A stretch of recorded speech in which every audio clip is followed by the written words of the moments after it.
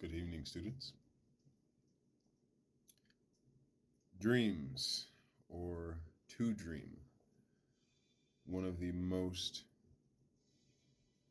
arguably one of the most misunderstood yet controversial phrases in the modern world.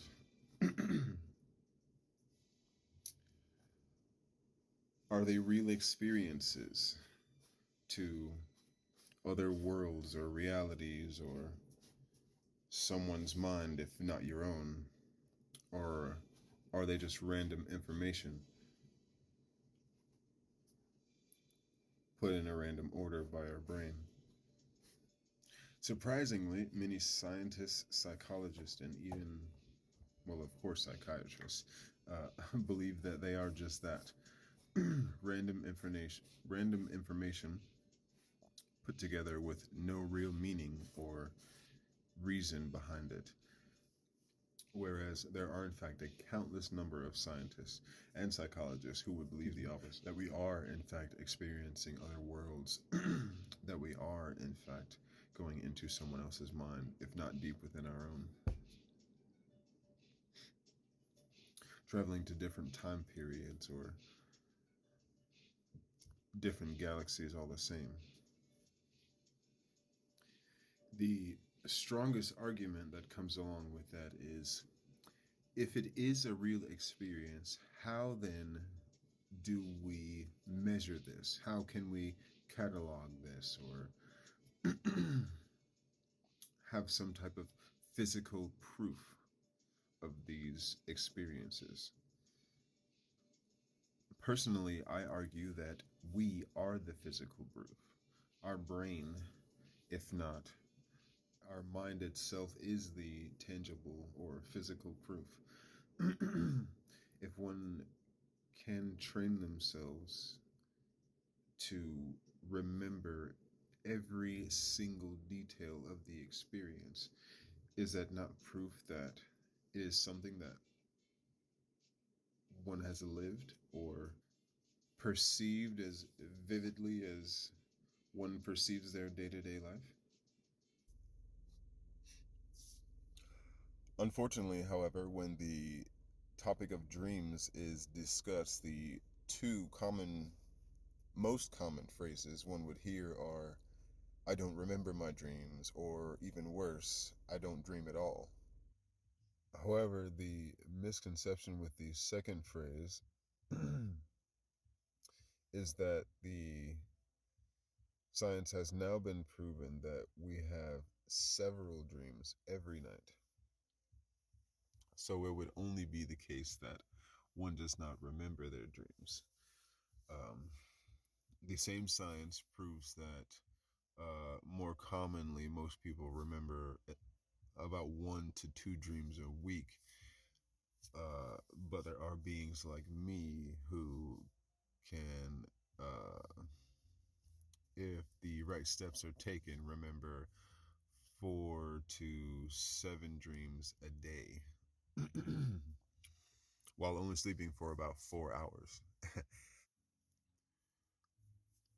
Or there are some occasions where instead of having multiple dreams or experiences in one night, I will have a dream where I have lived out several days. Um, this would be the first time I've shared this with multiple people, but I have had dreams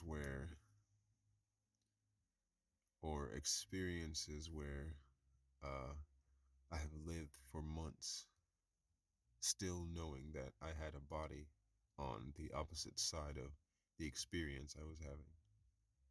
And in occasions like that, I still have only been asleep for about 8 or 9 hours, maybe 10 maximum. One of the many differences is that I, of course, have been training myself, if not purposely, a lot of the time by accident since I was very young, to remember the experiences I had while my physical body was asleep. because of course, like any child would say, they are much more exciting. The memories of the experience are much more exciting than anything I could do here. Um, which leads into one of the other things that makes it, uh, I would say, easy for me to remember the experiences. Me personally, uh, it is the fact that I, from a very young age, of course, due to the nature of the extreme vividness of my experiences, I have always accepted that there is some realness or validity to the experiences I have on the other side, or sides, I could say. One book that I read did explain something as such, that due to the fact that the experiences that we have on the other side are so consistently unfathomable that it is hard for our waking bodies and our logic thinking brains to accept the amount of information our dream selves would carry into it the moment we awaken. And to accept that these things are real experiences we just had while we were supposed to be sleeping and resting. I'm sure this, of course, begs the question, are these two things the main source of remembering dreams or accepting experiences on the other side? But unfortunately, no. And there is quite a list of things that should be taken into consideration. Three movies that I can think of shed, though they shed little light, um, I can say that they at least scratch the surface of the multitude of things that are possible once you can at least remember your dreams. Taking control of them is an entirely different subject on its own. The three movies are, um, I'm sure everyone is expecting me to say Inception, of course. The second would be Limitless. Uh, though this movie isn't entirely about dreams, there are some very interesting things that happen in the movie, um, that are dream related. And I'll leave it at that. The third movie I will add is called Paprika, and it is an animated film, but it is very, very much like Inception.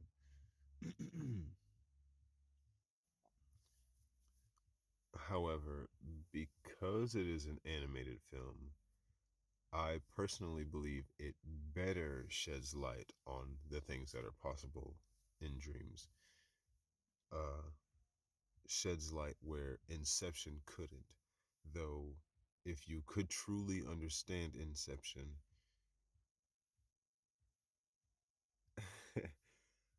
um, I'll leave it at that. Though, even